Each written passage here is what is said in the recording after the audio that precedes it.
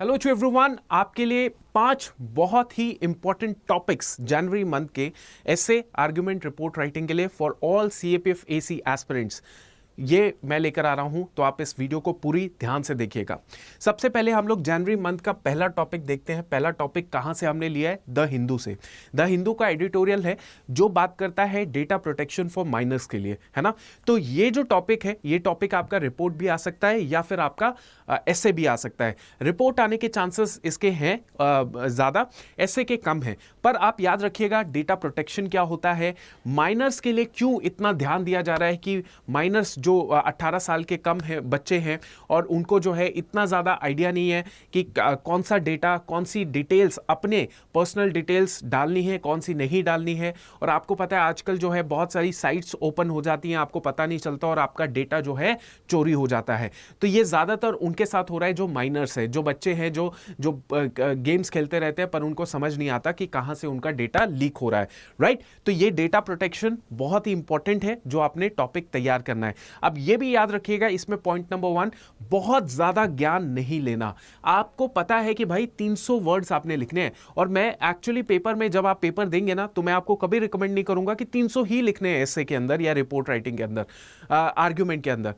आप 280 270 वर्ड्स भी लिखेंगे और खुला खुला करके लिखेंगे, आपका बहुत शानदार तरीके से पेपर भी कंप्लीट होगा और आपका एसे या आर्ग्यूमेंट जो है बहुत शानदार तरीके से आप लिख भी पाएंगे, ठीक है। सो 300 वर्ड्स के हिसाब से चलिएगा कि कितना मैं 300 वर्ड्स का पढ़ लूं, सो दैट वहां पे मैं 300 वर्ड्स लिख दूं, है ना। तो इस हिसाब से ये डेटा प्रोटेक्शन बिल आपने याद रखना है।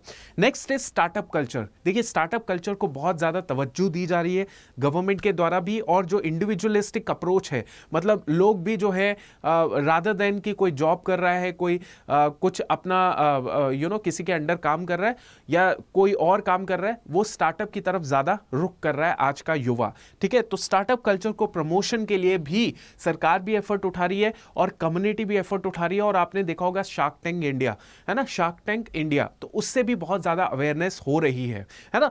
तो उसके ऊपर भी आपका टॉपिक आ सकता है। ये report, argument and essay writing तीनों में आ सकता है, तो कंटेंट इसका तैयार रखिएगा अच्छे से, ठीक है। नेक्स्ट आपका तीसरा टॉपिक है, वो है पब्लिक हेल्थ।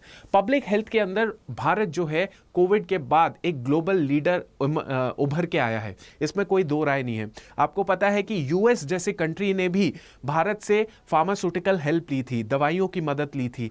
जो हमारे देश के अंदर मैन्युफैक्चरिंग होती है बहुत सारी दवाइयों का, उसके बाद बहुत सारा जो सर्जिकल इंस्ट्रूमेंट्स होते हैं उनकी यूएस ने भी मांग की थी और भारत ने दिया भी था।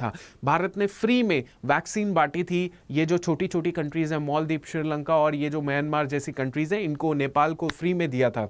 तो इसी वजह से इंडिया जो है अब ग्लोबल हेल्थ जो लीडर इमर्ज हो रहा है, बहुत अच्छी चीज है।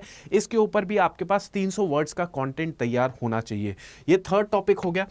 चौथा टॉपिक है आपके पास हॉस्पिटैलिटी। हॉस्पिटैलिटी मतलब टूरिज्म। तो टूरिज्म के अंदर भी मतलब कंट्रीब्यूशन जो टूरिज्म सेक्टर कर रहा है हमारे देश की जीडीपी के अंदर, इनकम के अंदर, वो बढ़ते जा रहा है। तो गवर्नमेंट भी, और जो government at central level, state level, दोनों लेवल पे जो गवर्नमेंट है और साथ ही साथ कम्युनिटी जो है, समाज भी है, वो भी कोशिश कर रहा है टूरिज्म को और ज्यादा डेवलप करने की। तो इसके ऊपर भी तैयार करके जाइएगा अपना टॉपिक। इसमें देखिए केरला सबसे आगे लीड कर रहा है। केरला ने अभी हाल फिलहाल में ग्लोबल टूरिज्म समिट भी कराया है, तो ये भी बहुत खास चीज है। तो आप इस टॉपिक को भी तैयार करके जाइएगा, टूरिज्म सेक्टर। लास्ट टॉपिक बच्चों, मैन्युफैक्चरिंग सेक्टर। ये आपको पता होगा, आपने थोड़ी बहुत इकोनॉमिक्स भी पढ़ी होगी, तो आपको पता होगा कि कोई भी देश बगैर मैन्युफैक्चरिंग सेक्टर के डेवलप हुए वो तरक्की नहीं कर सकता, और तरक्की कर भी रहा है तो रुकी रुकी तरक्की कर रहा है। उसको अच्छी तरक्की करनी है तो बढ़िया मैन्युफैक्चरिंग सेक्टर को स्टैब्लिश करना पड़ेगा। आपको पता होगा कि हमारा देश एग्रीकल्चरल सेक्टर तो है, सर्विस सेक्टर है, बट मैन्युफैक्चरिंग सेक्टर है नहीं उसमें, ठीक है। बढ़िया तरीके से उसका इकोसिस्टम डेवलप नहीं है। तो हमें मैन्युफैक्चरिंग सेक्टर को कैसे बूस्ट करना है, ये टॉपिक भी बड़ा इंपॉर्टेंट है जो आप सभी ने याद रखना है।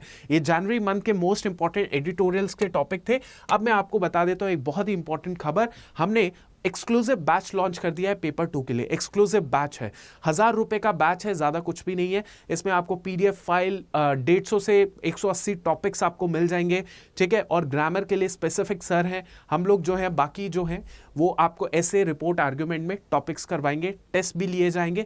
तो आप इस बैच को ज्वाइन कर सकते हैं। 13 मार्च से ज्वाइन करने की 13 मार्च से ये शुरू है, लेकिन डोंट थिंक कि 13 मार्च तक वेट करेंगे, उससे पहले ज्वाइन कर लो, आपके लिए अच्छा है। Y588 में मैक्सिमम डिस्काउंट मिलेगा। और ये है पेपर 1 पेपर 2 का बैच, जिसमें आपको मात्र 2000 रुपए में आपका पेपर 1 पेपर 2 दोनों हो जाएगा, ठीक है। ये क्लियर हो गया। अब इसमें एक और चीज है जो मैं बताना चाहता हूं, दैट इज होली का त्योहार है। तो होली के त्योहार में कुछ तो एक्स्ट्रा देना बनता है। जो भी बच्चा आज के दिन ये बैचेस लेगा, चाहे कोई भी बैच हो, 1000 वाला, 2000 वाला, पेपर 2 या पेपर 1 पेपर 2, उसको क्या मिलेगा, 2x वैलिडिटी मिलेगी। मतलब 6 महीने का है तो 12 महीने का मिलेगा, मतलब डबल हो जाएगा। 77% का नहीं, 78% का मिलेगा डिस्काउंट जब आप Y588 लगाएंगे और अड्डा 24/7 के एप्लीकेशन को डाउनलोड करके आप कूपन कोड लगाएंगे Y588। और तीसरी चीज है जो आपकी पढ़ाई में और ज्यादा हेल्प करेगा, that is what, noise company के आपको ईयरबड्स मिलेंगे। वो जो वायरलेस एयरफोन्स होते हैं ना, वो आपको यहां पे मिलेंगे। तो आप क्या कर सकते हैं, आप बहुत तरीके से अपनी लाइव क्लासेस को सुन सकते हैं और अपनी तैयारी को बहुत शानदार कर सकते हैं, ठीक है। सो आई होप आपको ये चीजें समझ आई होंगी। थैंक यू एंड जय हिंद।